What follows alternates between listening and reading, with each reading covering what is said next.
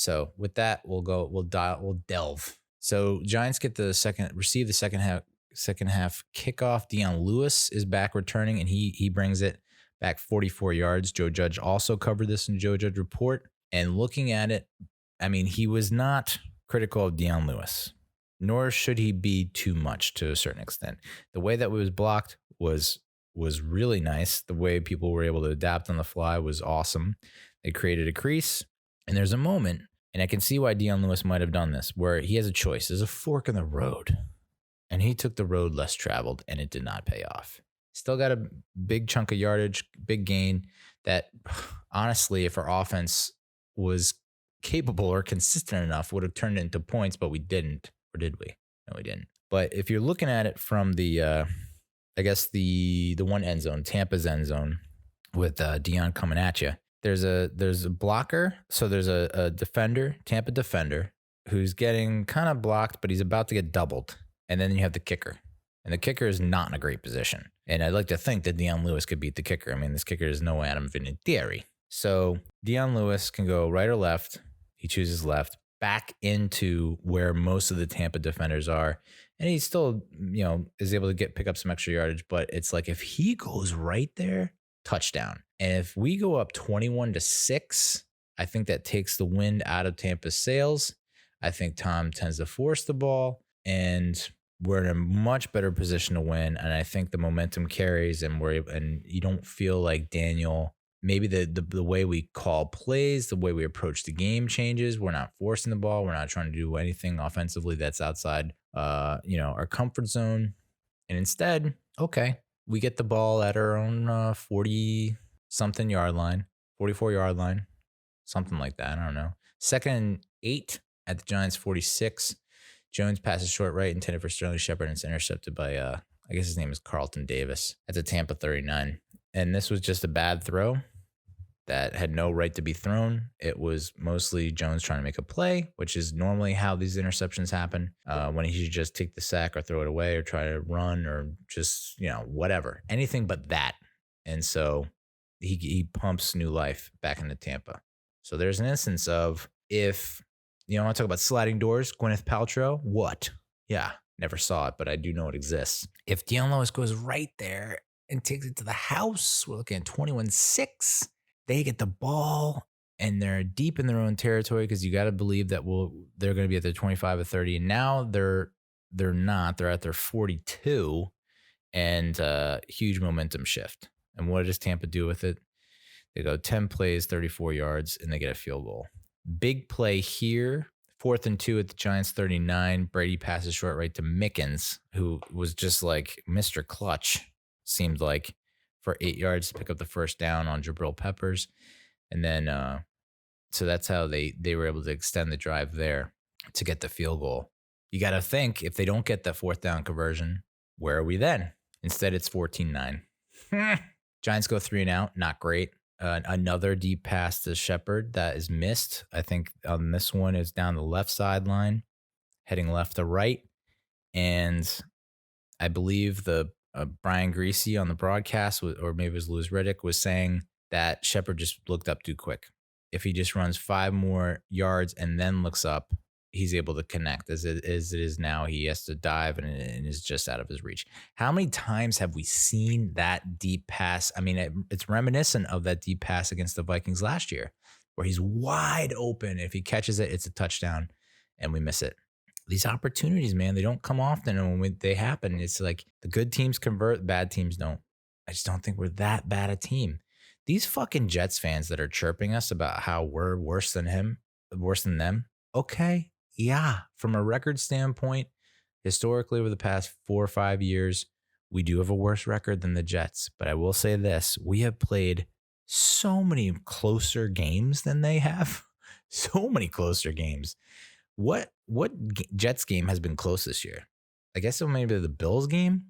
Every single fucking Giants game this season has been close. They were saying today, I think Rich Eisen was saying it, the last 3 or 4 games have been decided by a total of 6 goddamn points. We won by 1. We lost by 1. Lost by 3. Lost by 2. 2016, we win these games either because the offense comes up big in the last drive or a defense comes up big on the last drive. What are people saying if we won against the Cowboys, Eagles, and the Bucs? Holy smokes, dude. We're not 1-7. No, we're 4-4. We're 4-3. 4-4, 4-3. And then what were people saying and talking about, you motherfuckers? So we missed the deep shot to Shepard, which sucks. Tampa gets the ball, third quarter, 8.5 to play. In the third, 5 plays, 67 yards. And it feels like this is where Tampa just got new life. It's like anytime you see another team, the opposing team, miss on multiple deep shots that would have been kill shots, like literally put the game away. It's got to rejuvenate you. And I think that's what happened with Brady, because 5 plays, 67 yards and a touchdown. The big play was 1st and 10 at the Giants 17. Brady throws it to Mickens, and then we get the DPI and Bradberry. I think he had 2 DPIs in this game. So yeah, not his best effort. And then of course Gronk gets the touchdown, and the 2-point conversion fails, which is huge. It comes into play later on. So Giants 8th drive of the game. This is 6 minutes in the third, 10 plays, 56 yards, and a field goal. I cannot stand these double-digit play drives that end in field goals. It drives me nuts. I've seen too many of them. And I know their defense, our defense, does the same thing where it's double-digit drives and end in field goal. But I just don't think you win many games like that. And we haven't. 2nd and 6, the Giants 33. Jones passes short to Evan Engram for 10 yards.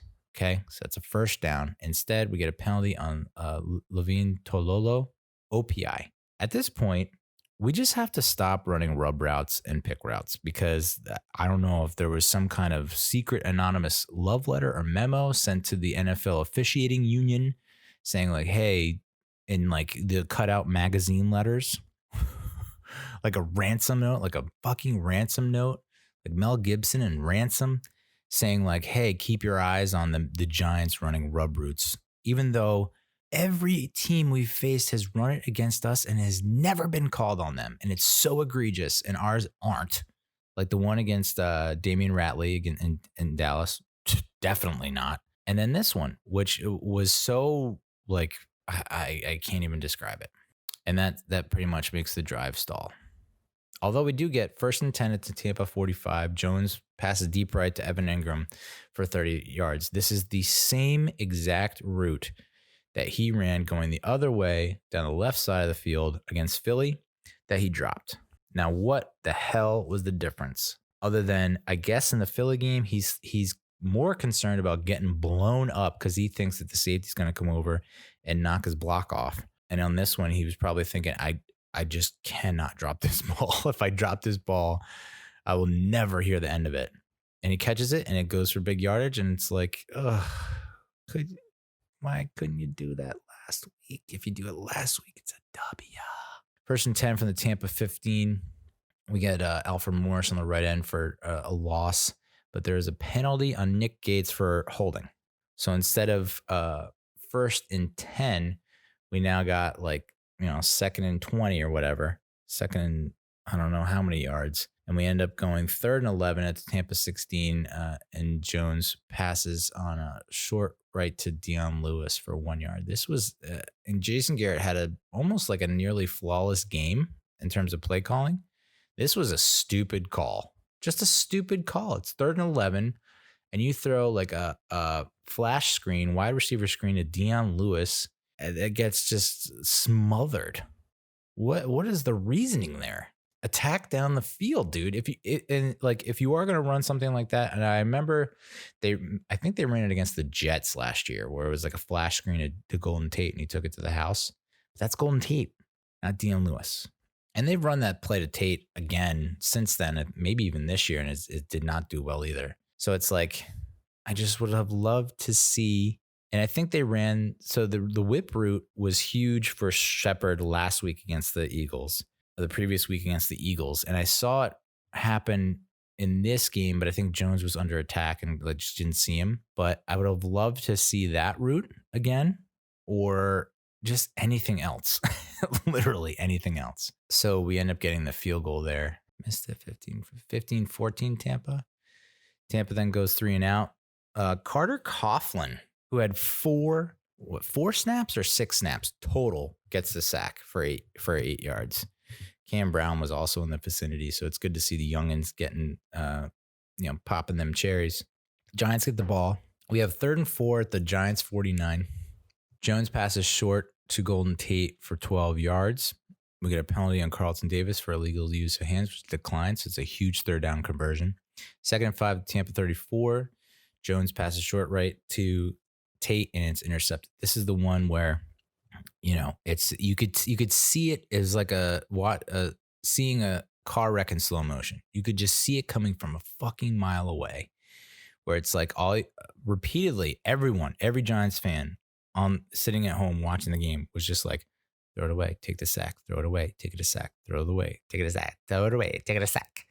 And nope, he's like, tries to force it to Golden Tate when he had, I believe this is the one where he had Slayton just wide open down the left sideline for a touchdown. And that was a drive killer.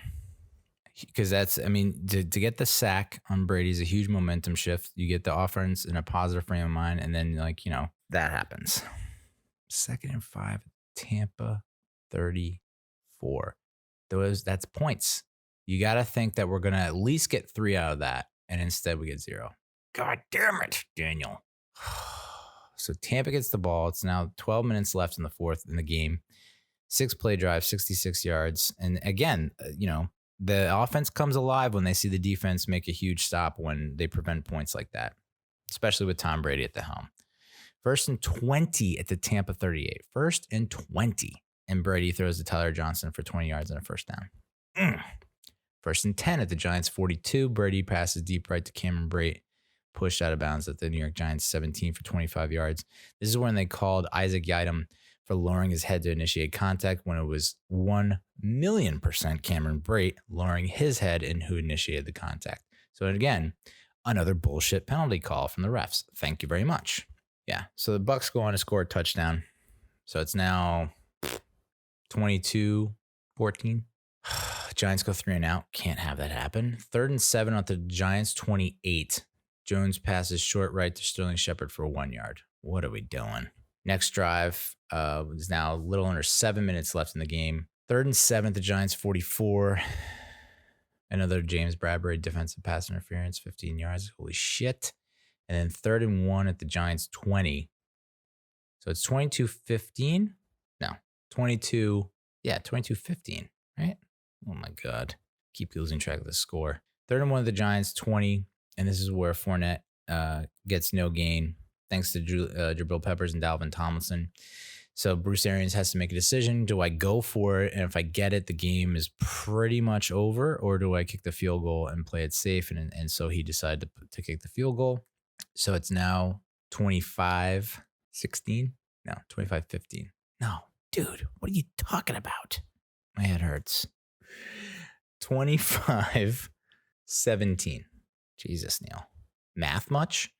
So, and this is the drive that in my mind was redeeming for Daniel Jones. It was not a pretty drive, and was a lot of good fortune, a lot of luck, but he could have done what he's done in past games and fumbled the ball away in a sack, or take your pick. There's a bunch of them. Throw an interception in the red zone against the Rams. Throw the wrong guy against the Bears.